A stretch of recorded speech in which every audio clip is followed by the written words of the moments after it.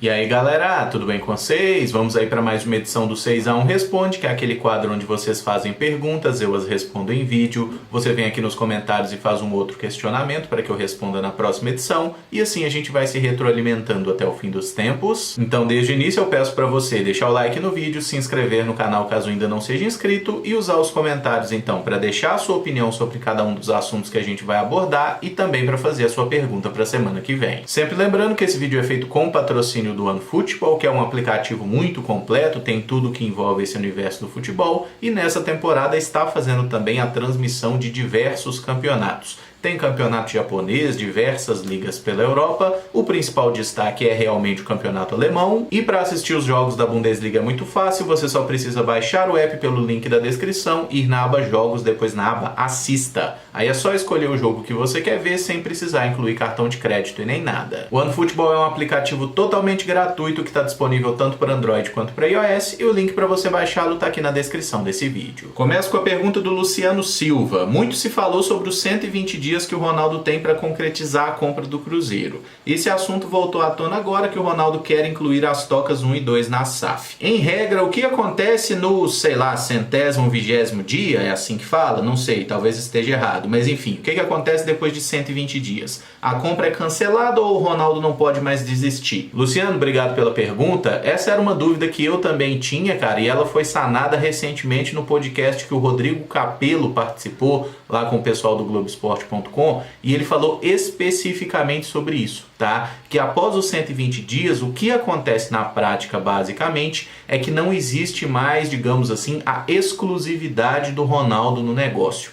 Passou os 120 dias e não houve a assinatura definitiva do contrato de compra, o Cruzeiro pode receber outras propostas, né? O que o Ronaldo assinou naquele dia 18 de dezembro lá foi uma proposta vinculante de compra. Aquilo é um documento e quando as pessoas da XP e do Cruzeiro vêm dizendo que não, isso é uma coisa preliminar, a gente pode mudar tudo, isso aí não é verdade não, tá, gente? Até pode mudar, mas para mudar teria que ter a anuência do próprio Ronaldo. E se vocês acham que o Ronaldo conseguiu um acordo assinado pelo clube, pela XP que fez a intermediação, dizendo que ele teria, digamos assim, uma série de benefícios, agora ele vai recuar para dar mais direitos para o Cruzeiro, isso não faz o menor sentido. Ele é um homem de negócios, ele quer fazer o melhor negócio possível para ele. Mas para tentar ficar de uma forma bem clara, se não houver a assinatura do contrato até o dia 120, nem o Ronaldo é obrigado a comprar, nem o negócio é desfeito, nada disso. As negociações podem acontecer depois dos 120 dias.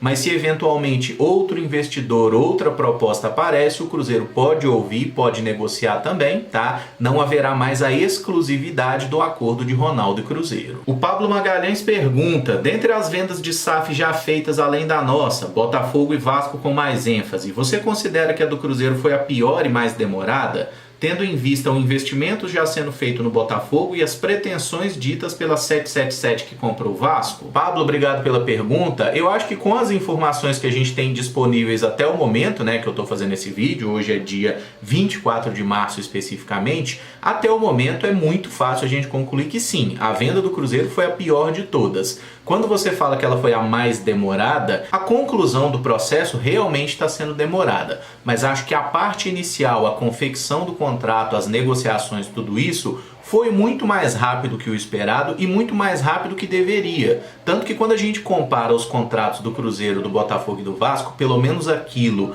que já foi tornado público, o contrato do Cruzeiro ele é disparadamente o pior. Ele é o que dá menos garantias para o clube. Tem a questão dos royalties, por exemplo. O Ronaldo não paga nada pela utilização da marca do Cruzeiro, enquanto na situação do Botafogo e do Vasco tem dispositivos nesse sentido. A questão da obrigatoriedade de investimento também no Cruzeiro é muito menor, tá? Sem contar o papel da XP que passou uma informação mentirosa, tá? Quando eles falaram lá que o Cruzeiro e o Botafogo teriam aportes de 400 milhões, no contrato do Botafogo de fato existe isso. No contrato do Cruzeiro são apenas 50 milhões e outros 350 que primeiro disseram, não, se não houver aí um incremento de receita, o Ronaldo vai ter que aportar. E pelo documento que foi até revelado recentemente lá pelo pessoal da Globo, não tem nada disso estabelecido no contrato.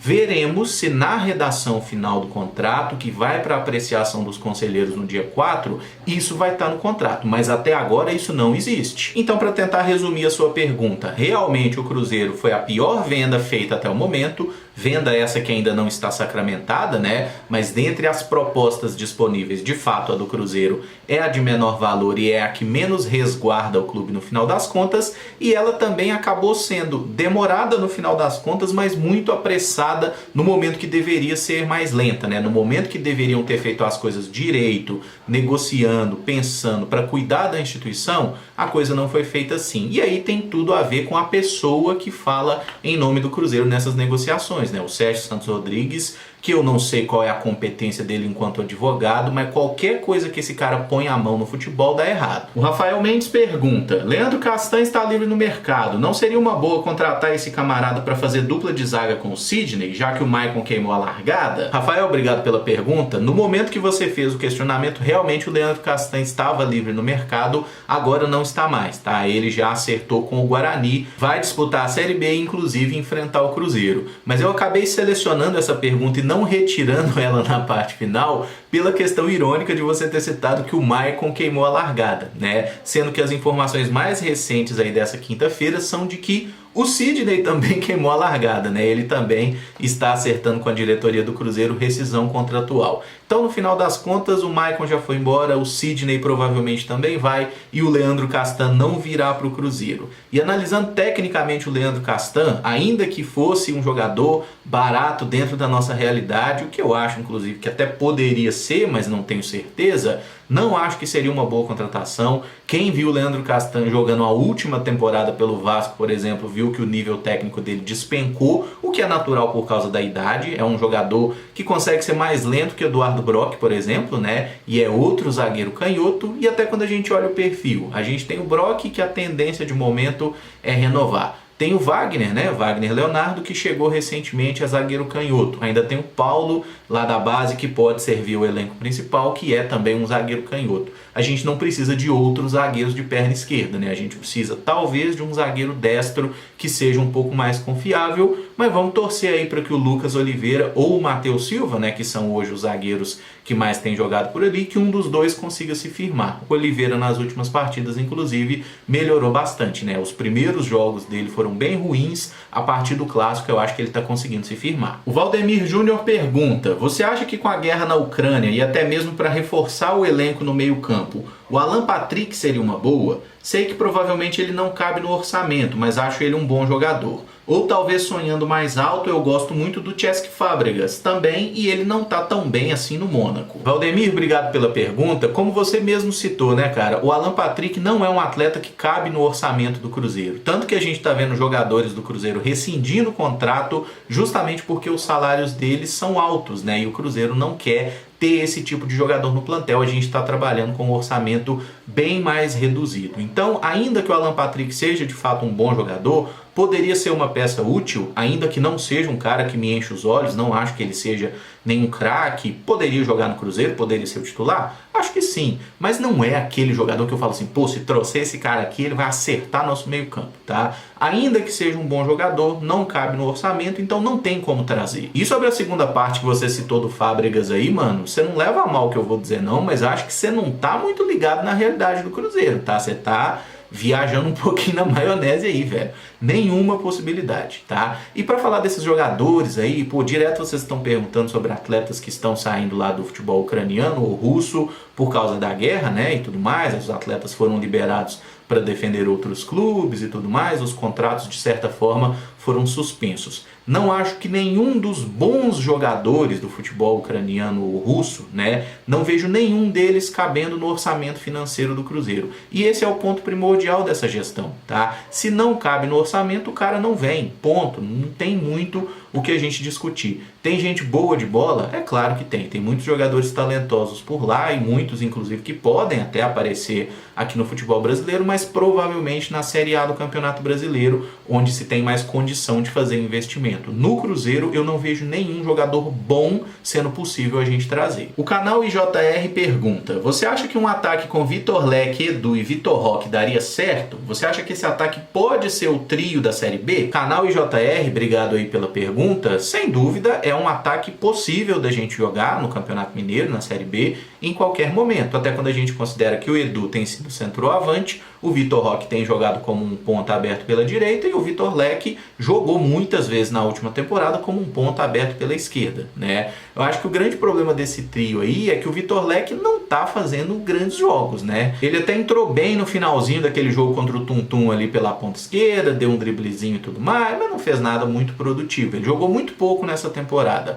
O Vitor Roque tá bem ao titular na direita, o Edu tá bem ao titular no comando de ataque, mas ali na ponta esquerda eu acho que ainda tem uma dúvida. Tem Leque, tem Vagninho e tem Daniel Júnior. Hoje esses três são os jogadores destacados aí que a gente pode dizer que estão disputando a posição, né? E tem o Rafael Silva, atacante que tá para chegar aí, que parece que pode ser aproveitado também como um atacante mais pelo lado do campo, embora lá na China ele tenha sido até mais vezes centroavante, né, atacante central, do que ponta. Mas pela característica de jogo, de ser um atleta mais móvel, pode também ser uma alternativa para jogar pelo lado. O Leque pode se firmar? Acho que pode. Assim como o Roque está conseguindo, assim como o Edu tá muito bem, é um ataque possível, mas hoje eu acho que o Vagninho e o Daniel Júnior estão na frente do Leque. O Anderson Damasceno pergunta: a gente sabe que a disputa da Libertadores está cada vez mais acirrada entre times com mais investimento. Seria honroso para o Cruzeiro priorizar a Sul-Americana em algum momento? Anderson, obrigado pela pergunta. Eu acho que nesse momento é honroso para o Cruzeiro priorizar a disputa da Série B, porque é isso que a gente precisa disputar, é isso que a gente precisa terminar entre os 4 primeiros para voltar para a elite do Campeonato Nacional. A partir do momento que a gente está na Série A, qual que é o primeiro objetivo do Cruzeiro? Não cair de novo para a Série B. Todo time que acaba de ser rebaixado, ou que acaba de subir, ele tem como objetivo não cair de volta. Esse é o objetivo do Cruzeiro. Aí numa primeira temporada o Cruzeiro fica ali, sei lá, em 12º lugar e vai para a Copa Sul-Americana. A gente tem que priorizar a Sul-Americana? Não necessariamente, a gente tem que priorizar sempre o Campeonato Brasileiro, que é a competição mais importante que os clubes disputam, tá? O Brasileirão é o que faz os clubes terem calendário, receita, é o que mais dá dinheiro no final das contas. A Copa do Brasil dá muito dinheiro também, porque são poucos jogos e uma premiação muito vultuosa. Mas se você botar na ponta ali da caneta, um time igual o Cruzeiro jogando a Série A, ele recebe mais dinheiro na Série A, inclusive de verba de TV, do que na Copa do Brasil. E mais no Brasileiro do que na própria Libertadores, inclusive, né? Então eu acho que a partir do momento que o Cruzeiro entra em campo, ele tem que tentar ganhar. Se a gente está disputando Série A e Copa Sul-Americana, a gente tem que tentar ganhar as duas competições, não tem muita conversa. Ah, mas vai poupar jogador eventualmente, rodar o elenco? Não tem o menor problema com isso, tá? Inclusive essa coisa de que o time só tem 11 titulares e um time inteiramente reserva, eu acho que está cada vez mais em desuso, né? O próprio Pessolano, ele experimentou jogador pra cacete agora e ele tá tentando repetir um time titular até para consolidar esse time. Mas se no próximo jogo, por exemplo, sábado, ele fizer uma ou outra mexida no time, não vai ser uma surpresa. Eu, como torcedor, sempre que o Cruzeiro está em campo, eu quero que o Cruzeiro ganhe. Quero que o Cruzeiro ganhe Série B, quero que o Cruzeiro ganhe Campeonato Mineiro, quero que a gente jogue Sul-Americana para ganhar. Se está jogando Sul-Americana, tem que tentar ganhar. E se joga Libertadores, Copa do Brasil, qualquer coisa que o Cruzeiro joga, eu quero que o Cruzeiro ganhe. E vergonha, troféu nenhum é. Vergonha é ser rebaixado igual a gente foi em 2019. E para fechar, o Leandro Vitor pergunta: o que você acha da volta da coroa em alusão à tríplice de 2003? Acha possível, já que seria uma mudança no escudo e a proibição no estatuto? Leandro, obrigado pela pergunta. Os acontecimentos dos últimos anos do Cruzeiro deixaram bem claro que o nosso estatuto ele vale muito pouca coisa, né? Afinal, as regras do estatuto elas só valem quando os caras do conselho querem que elas tenham alguma importância. Então, para mim, sinceramente, cara, essa questão, o estatuto proíbe. Proíbe até o dia que deixa de proibir. Proíbe até o dia que alguém passa por cima, né? Porque o estatuto do Cruzeiro, convenhamos também, foi utilizado de papel higiênico por muita gente, né? Hoje a gente tem um patrocínio lá da Cotton, né, de papel higiênico, porque até ali 2019, né, eu vou dizer até um tiquinho mais para frente, o papel higiênico era o estatuto do clube. Mas na hora que interessa para a diretoria, aí eles lembram que existe um estatuto, né? Não pode fazer isso aqui porque o estatuto não permite. Pra mim é conversa fiada, tá? Esse negócio de estatuto pra mim aí não faz diferença nenhuma, até porque tudo tá mudando e tudo que foi feito no Cruzeiro, essa destruição que o clube sofreu, foi tudo dentro do estatuto, né? Será que foi tudo correndo direitinho? Porque o Conselho Fiscal, por exemplo, disse que tomar um prejuízo de 400 milhões no ano tava beleza. Mas tentando focar na questão da coroa na camisa, particularmente eu não vejo a menor necessidade de ter a coroa no uniforme, tá? Até porque quando o Cruzeiro ganhou a tríplice coroa lá em 2003, era um fato muito relevante, né? Ali o Cruzeiro incensou isso publicamente, né? Ninguém nunca conquistou, inclusive tem foto, né, da comemoração do título de 2003, uma plaquinha lá que tríplice coroa só o Cruzeiro tem, os jogadores levantaram, e de fato isso foi um feito muito relevante para o Cruzeiro durante as últimas décadas. Mas quando a gente puxa para os últimos 3 anos, por exemplo, em 2019 o Flamengo, em 2020 o Palmeiras, em 2021 o Atlético Mineiro, esses times também conquistaram tríplices coroas, né,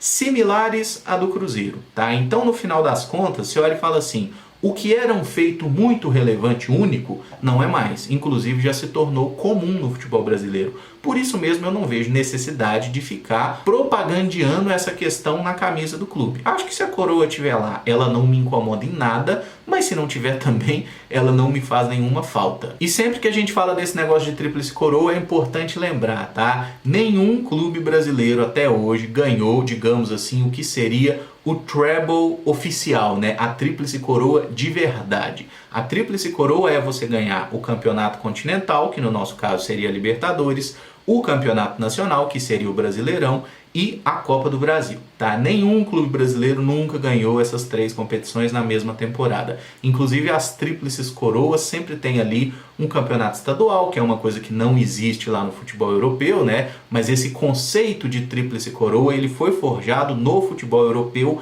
e trazido para cá. Então, a partir daí, a gente deve lembrar que nenhum clube brasileiro tem essa tríplice coroa de fato até o momento. Quem sabe um dia o Cruzeiro chega lá. Eu encerro esse vídeo por aqui. Se você gostou, peço que deixe o like, se inscreva no canal caso ainda não seja inscrito e use os comentários para deixar a sua opinião sobre cada um dos assuntos e para fazer o seu questionamento para a próxima edição. Muito obrigado por acompanhar, um abraço e até o próximo vídeo. Valeu!